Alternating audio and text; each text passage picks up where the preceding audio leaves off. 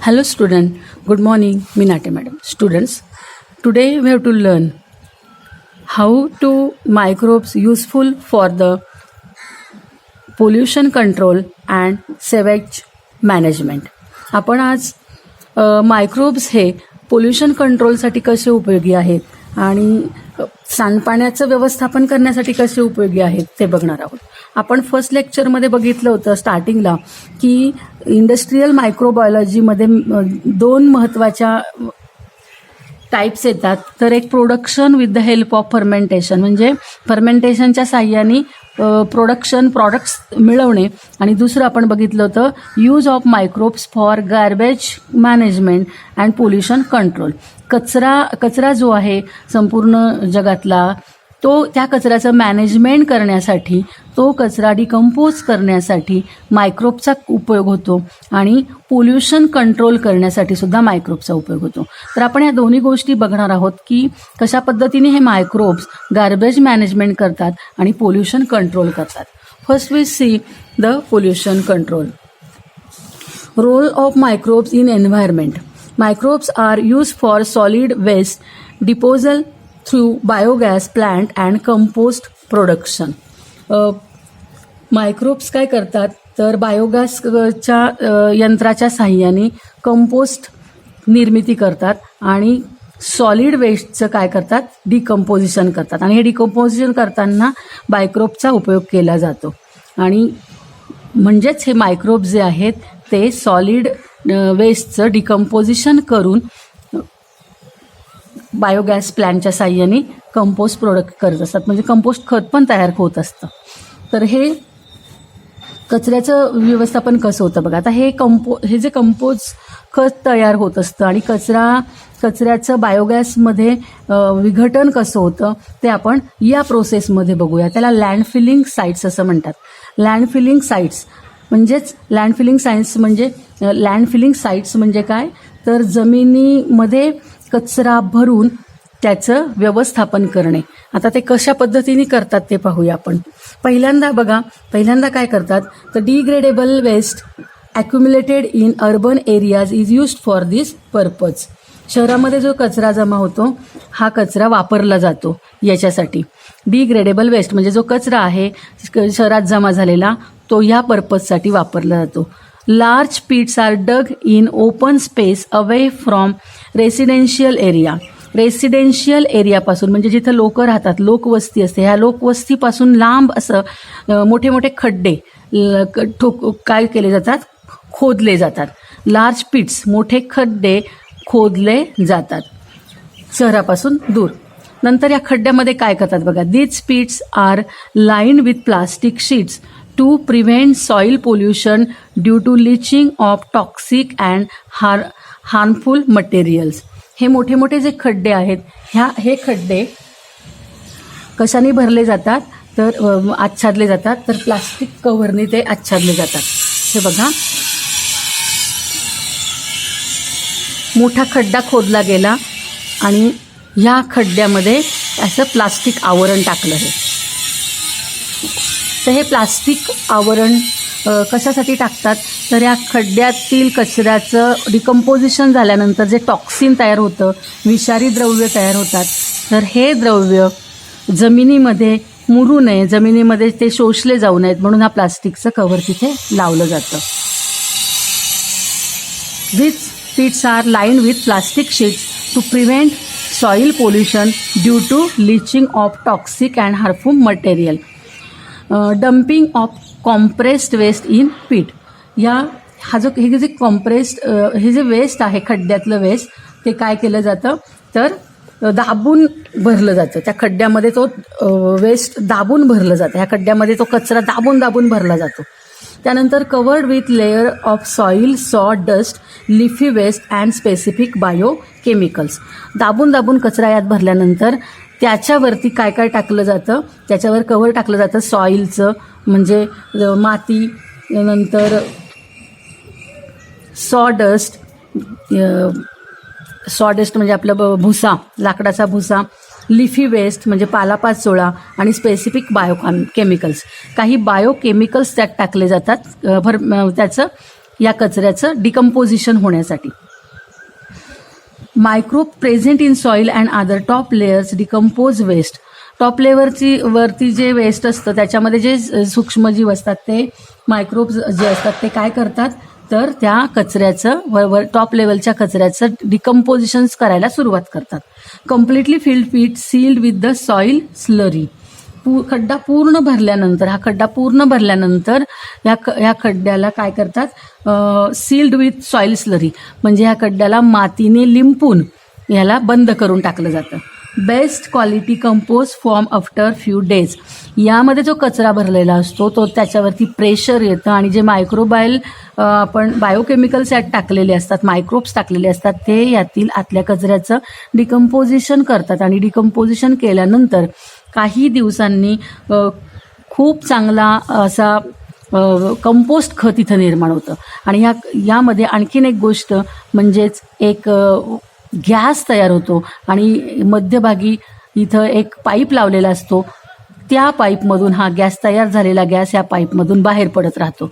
म्हणजे यामध्ये 2 गोष्टी होतात, गॅस पण मिळतं, फ्युएल पण मिळतं आणि आतमध्ये जे तयार होतं ते कंपोस्ट खत तयार होतं. काही दिवसांनी हे खड्डा ओपन करून हे कंपोस्ट खत काढून घेतलं जातं आणि पुन्हा दुसरा कचरा त्याच्यामध्ये भरला जातो. अशा पद्धतीने कंपोस्ट खत पण मिळतं आणि फ्युएलसुद्धा मिळतं.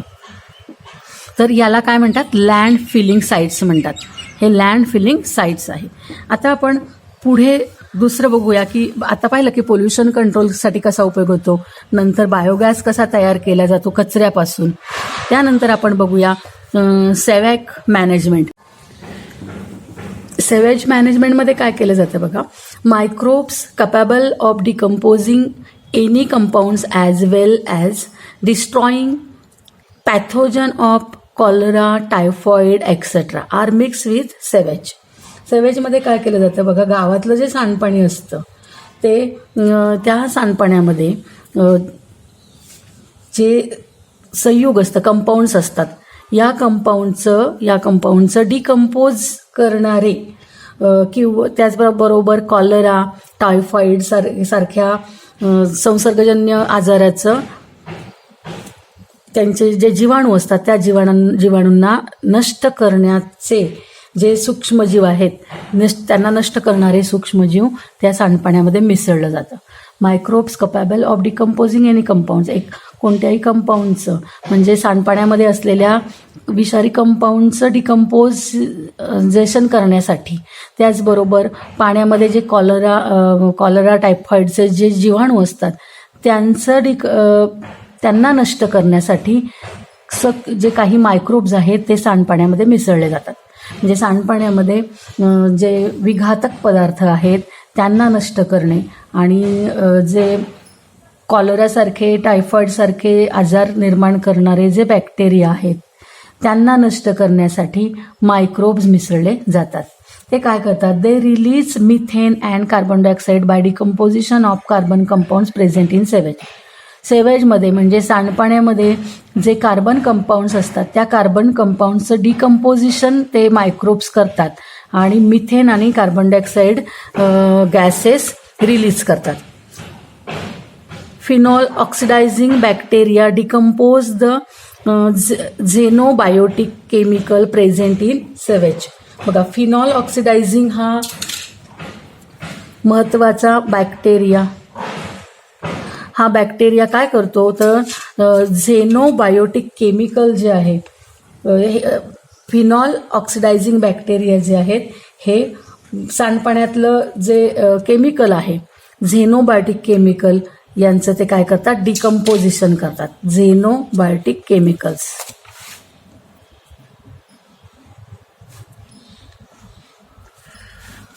हे पण आपण बघा, मिथेन, कार्बन डायऑक्साईड हे काय करतात, रिलीज होतात त्याच्यामध्ये. Microbes capable decomposing any compound as well as destroying cholera टायफॉइडचे जे जीवाणू असतात त्यांना ते काय करतात, डिस्ट्रॉय करतात. आणि आणखीन डिकम्पोज द कंपाऊंड, सांडपाण्यातल्या कंपाऊंडचं ते डिकम्पोजिशन करतात. तर हे झालं, हे 3 पॉईंट आहेत सेवेज मॅनेजमेंटचे, की मायक्रोब्स कसे सांडपाण्यामध्ये जे विषारी हार्मफुल जे घटक असतात त्यांचं मॅनेजमेंट कोण करतं, तर मायक्रोब्स करतात. बघा, हे इतके सूक्ष्म सूक्ष्म मायक्रोब्स जे तुम्ही बघितलं असेल की हे सुद्धा माणसाला उपयोगी पडतात, की पोल्युशन कंट्रोल करतात, कचऱ्याचं विघटन घडून आणून बायोगॅस निर्माण करून देतात आपल्याला. नंतर सांडपाण्यामध्ये जे विषारी द्रव्य आपल्याचमुळे गेलेले असतात किंवा जीवाणू जे असतात त्या कॉलरासारखे, तर त्यांच्यापासून पण हेच मायक्रोब्स आपल्याला काय करत असतात, वाचवत असतात. तर आपण जर बघितलं की हे युजफुल कसे आहेत, पोल्युशन कंट्रोल तर करतातच, त्याच्यानंतर कंपोस्ट खत तयार करतात, त्याच्यानंतर सांडपाण्याचं सेवेज मॅनेजमेंट करतात. त्यानंतर आणखीन बघा, इथं काही पॉईंट्स दिलेले आहेत क्लीन टेक्नॉलॉजी म्हणून, की स्वच्छता तंत्रज्ञान म्हणजे सगळं माणसाने निर्माण केलेली जी घाण आहे ती स्वच्छ करण्याचं काम, ते टेक्निक सुद्धा मायक्रोब्समुळेच, स्वच्छ तंत्रज्ञान सुद्धा कशामुळे, मायक्रोब्समुळेच आपल्याला मिळत असतं.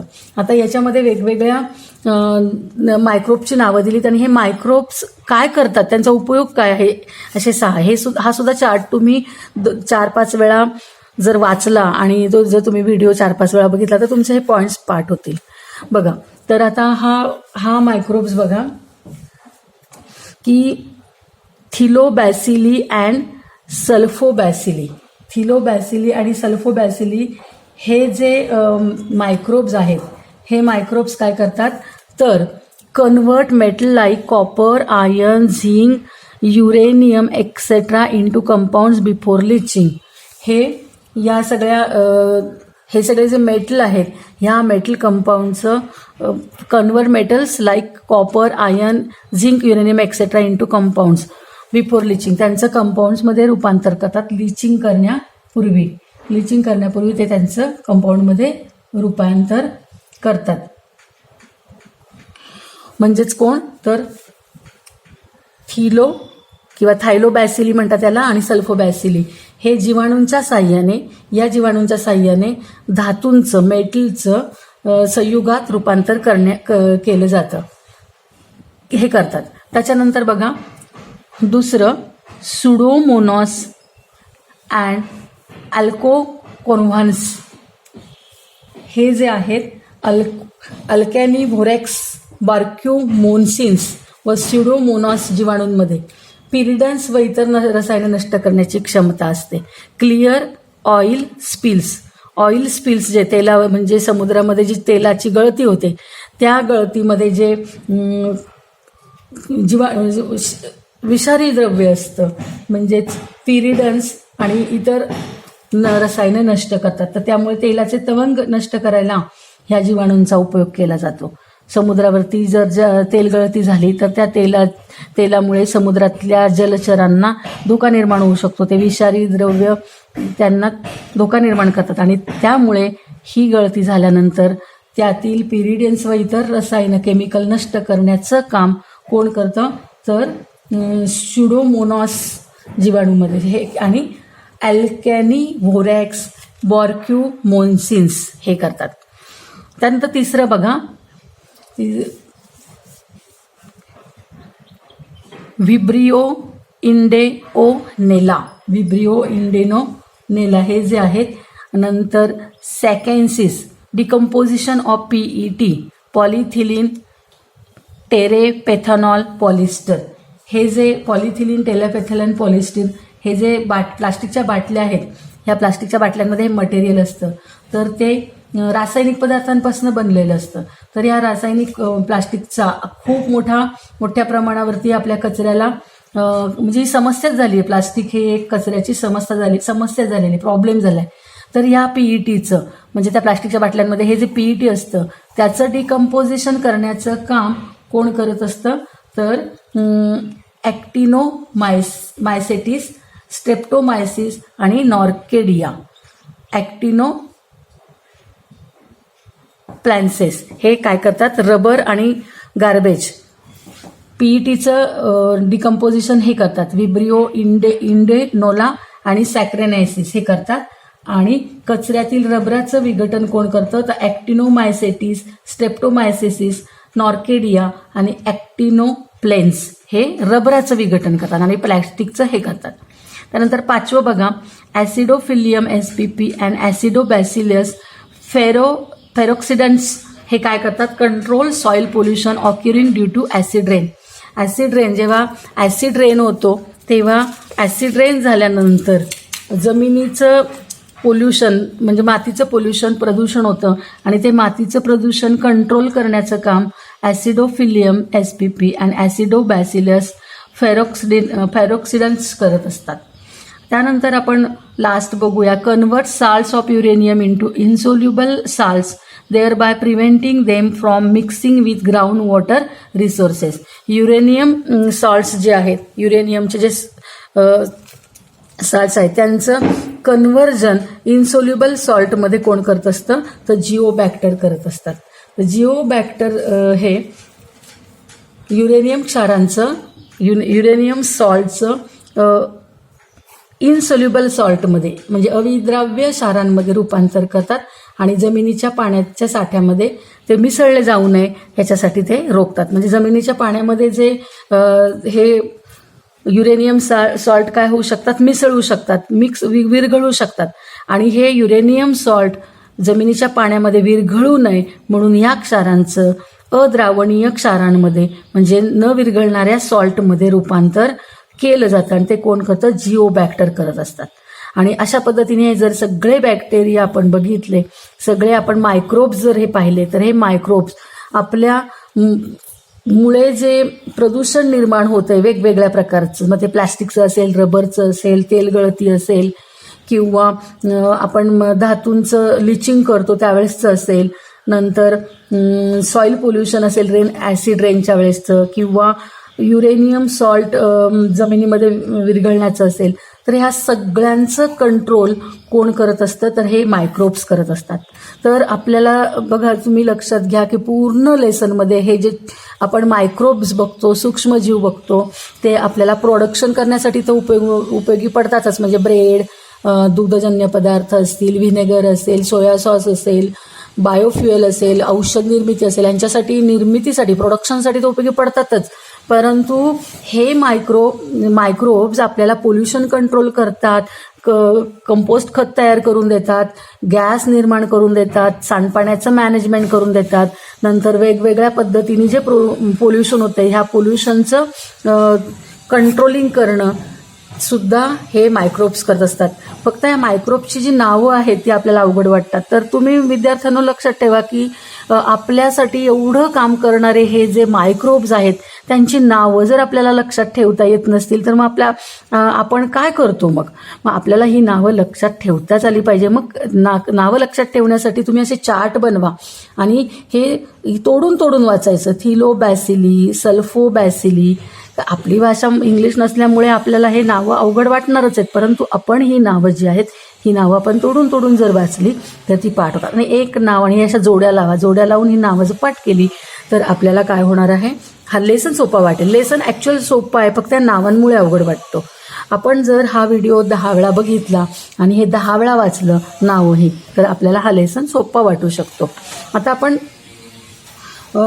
लास्ट बघूया की मायक्रोबायल पुढचा जो पॉइंट आहे तो आहे मायक्रोबायल इन्क्युलन्स आणि बायो इन्सेक्टिसाइड्स. आता मायक्रोबायल इन्क्युलन्स म्हणजे काय तर इन्क्युलन्स म्हणजे संरोग. म्हणजे फर्मेंटेशनमुळे काय होतं तर काही फर्मेंटेशन करून काही मायक्रोबायल संरोग बनवले जातात. म्हणजे उदाहरणार्थ बघा, पेरणी आधी जे बियाणं असतं या बियाण्यांमध्ये ह्या इन्क्युलन्सची काय केली जाते, फवारणी केली जाते. तर काही जे इन्क्युलन्स आहेत ते वनस्पतींमध्ये प्लॅन्ट्समध्ये सोडले जातात. मग हे जे इन्क्युलन्स आहेत हे इन्क्युलन्स बियांमध्ये सोडले जातात किंवा प्लॅन्ट्सच्या मध्ये वनस्पतींमध्ये सोडले जातात. तर ह्या इन्क्युलन्समध्ये जे मायक्रोब्स असतात हे मायक्रोब्स काय करतात, त्या वनस्पतींना जे न्यूट्रिशन्स पुरवायचं असतं ते न्यूट्रिशन्स पुरवतात आणि न्यूट्रिशनचा पुरवठा करून त्या वनस्पतींच्या वाढण्याला मदत करतात. नंतर त्या प्लॅन्टचा जो फूडचा जो दर्जा असतो तो दर्जा वाढवण्यासाठी सुद्धा हे इन्क्युलंट्स मदत करत असतात. ऑर्गॅनिक फार्म्स शेती तयार करायची असेल किंवा आर्टिफिशियल नायट्रोजन अँड ॲझिटोबॅक्टर जे लिक्विड्स याच्यामध्ये वापरले जातात. आता केमिकल जे फर्टिलायझर आहे त्याच्यामुळे जे सॉईलचं पोल्युशन होतं, हे सॉईलचं पोल्युशन सुद्धा या मायक्रोबियल इन्क्युलंट्समध्ये काय होतं, रेजिस्ट होतं, रोखलं जातं. शेती उद्योगामध्ये पेस्टिसाइड्स वापरले जातात. हे पेस्टिसाइड्स म्हणजे कीटकनाशकं, या कीटकनाशकांमधून फ्लुरासिटीमाइड सारखी केमिकल जे द्रव्य आहेत, हे केमिकल द्रव्य जे घटक आहेत ते सॉईलमध्ये मातीमध्ये मिसळतात आणि ते मातीमध्ये जे असतात ते इतर वनस्पतींसाठी आणि जनावरांसाठी, गुरांसाठी ते काय ठरतात, घातक ठरतात. तसंच मानवाला सुद्धा त्वचारोग होऊ शकतो या फ्लुरोसिटीमाइड सारख्या रासायनिक द्रव्यांमुळे. आणि मग मातीतील कीटकनाशकं सुद्धा मातीमध्ये जे कीटकनाशक आहेत ही सूक्ष्मजीवांमार्फत नष्ट करता येतात. म्हणजे ही अशा पद्धतीची जी कीटकनाशक आहेत मातीतली, तर ही सुद्धा या सूक्ष्मजीवांच्या मार्फत नष्ट करता येतात. तर मायक्रोबायल इन्क्युलंट्सचं खूप मोठं आपल्याला योगदान आहे. आपण बघूया microbial inoculants. Pesticide in soil can be destroy with help of microbes. मातीमध्ये असलेले जे पेस्टिसाइड्स आहेत ते या मायक्रोबच्या साह्याने नष्ट करतात. They are spread on seeds before sowing while some of them release into plants. बियाणांमध्ये हे आधी पेरण्यापूर्वी हे इन्क्युलंट्स काय केले जातात, फवारले जातात आणि ते काय आणखीन काही वनस्पतींमध्ये पण फवारले जातात. They help plant growth by supplying nutrients. ते प्लॅन्ट्सला वाढवण्यासाठी मदत करतात. ते प्लॅन्ट्सला न्यूट्रियंट्स सप्लाय करतात. They improve quality of vegetarian food. अन्नपदार्थांची क्वालिटी, दर्जा ते वाढवतात.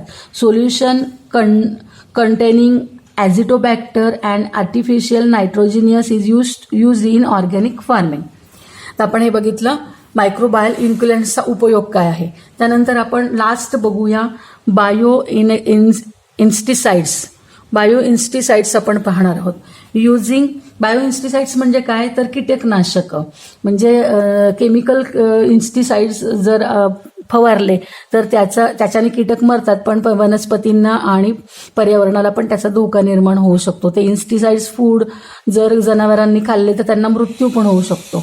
मग त्याचा पर्याय म्हणून इन्स्टिसाइड्स सुद्धा तयार झालेले आहेत. तर हे बायोइन्स्टिसाइड्स चा उपयोग काय होतो, using biotechnology bacterial and fungal toxins which destroy pest and pathogens can be directly integrated into plants. बायोटेक्नॉलॉजीच्या उपयोगाने बॅक्टेरियल आणि फंगल टॉक्सिन जे आहेत, म्हणजे जीवाणू आणि कवकांच्या साह्याने काय केलं जातं, तर पेस्ट म्हणजे कीटक आणि पॅथोजन्स म्हणजे जीवाणू, रोगजंतू, पेस्ट आणि रोगजंतूंचा नायनाट केला जातो. बॅक्टेरिया आणि fungal can be directly integrated into plants. ते डायरेक्ट प्लांट्समध्ये इंटिग्रेट केले जातात. Some species of fungi and viruses are useful as pesticides. कीटकांसाठी विषारी असल्याने some species of fungi and viruses are useful as pesticides. काही फंगायच्या आणि विषाणूंच्या जाती या पेस्टिसाइडसाठी उपयोगी पडतात. म्हणजे कीटकनाशकं बनवण्यासाठी काही फंगाय आणि व्हायरसेस उपयोगी पडतात. Spinosads by product of fermentation is a biopesticide. Spinosads किंवा स्पायनोसॅड हे जे प्रोडक्ट आहे, उपउत्पादन आहे, ते कीटकनाशक आहे. स्पायनोसॅड हे कीटकनाशक म्हणून वापरलं जातं. तर अशा पद्धतीने आपण ह्या पूर्ण लेसनमध्ये जवळजवळ मला वाटतं 30-40 तरी मायक्रोब्सची नावं बघितलेत, सूक्ष्मजीवांची नावं आपण इथं पाहिलेली. अगदी प्रॉडक्ट तयार करण्यासाठी, उत्पादन घेण्यासाठी वेगवेगळे आपण इथे मायक्रोब्सची नावं इथं पाहिलेली आहेत. नंतर वेगवेगळे प्रॉडक्ट बनवण्यासाठी जसे मायक्रोब्स उपयोगी पडतात, फ्युएल बनवण्यासाठी झॅन्थम गम, एन्झाईम्स, अँटीबायोटिक्स, फ्युएल ह्यांच्यासाठी सगळ्यांसाठी मायक्रोब्स उपयोगी पडतात. त्यांची बरीच नावं आपण पाहिली. त्यानंतर पोल्युशन कंट्रोल करण्यासाठी, सेवॅग मॅनेजमेंट, क्लीन टेक्नॉलॉजीसाठी जे वेगवेगळे मायक्रोब्स उपयोगी पडतात त्यांची नावं आपण पाहिली. नंतर इन्क्युलंट्स बनवण्यासाठी आणि बायो इन्स्टिसाइड्स बनवण्यासाठी सुद्धा मायक्रोब्सच उपयोगी पडतात. हे सगळे जे मायक्रोब्स आहेत ते मग तुम्ही एका फुलस्केप पानावरती एका बाजूला मायक्रोब्सची नावं आणि दुसऱ्या बाजूला त्यांचे उपयोग असे तुम्ही जर लिहून काढलं तर तुम्हाला हा लेसन खरंच खूप सोपा वाटेल. खरं तर मी हे तुम्हाला करून देणार होते, पण तेवढा तुम्हाला होमवर्क मी आत्ता देते की तुम्ही एक काम करायचं आहे की एका बाजूला मायक्रोब्सची नावं आणि दुसऱ्या बाजूला त्यांचे युजेस किंवा ते कशाचं फर्मेंटेशन करतात आणि आपल्याला कसा त्याचा उपयोग होतो हे तुम्ही जर लिहून काढलं तर तुम्हाला हा लेसन, संपूर्ण लेसन शिकून झाल्यावर तुम्ही हे करा. तुम्हाला लेसन खरंच खूप सोपा वाटेल. तर स्टुडंट, आजचं व्हिडिओ लेक्चर आपलं इथं संपलेलं आहे. त्याचबरोबर आपण लेसन देखील कंप्लीट केलेला आहे. तर तुम्हाला व्हिडिओ कसा वाटलेला आहे, आवडला का तुम्हाला लेक्चर? जर तुम्हाला लेक्चर आवडलं असेल तर तुम्ही व्हिडिओला लाईक करा आणि जर तुम्ही अजूनपर्यंत चॅनलला सबस्क्राईब केलं नसेल तर जरूर सबस्क्राईब करा. थँक्यू. नेक्स्ट व्हिडिओ लेक्चरमध्ये आपण पुढचा लेसन घेणार आहोत. पुढच्या लेसनचं नाव आहे सेल बायोलॉजी अँड बायोटेक्नॉलॉजी. हा लेसन आपण पुढच्या व्हिडिओ लेक्चरमध्ये घेणार आहोत. थँक्यू.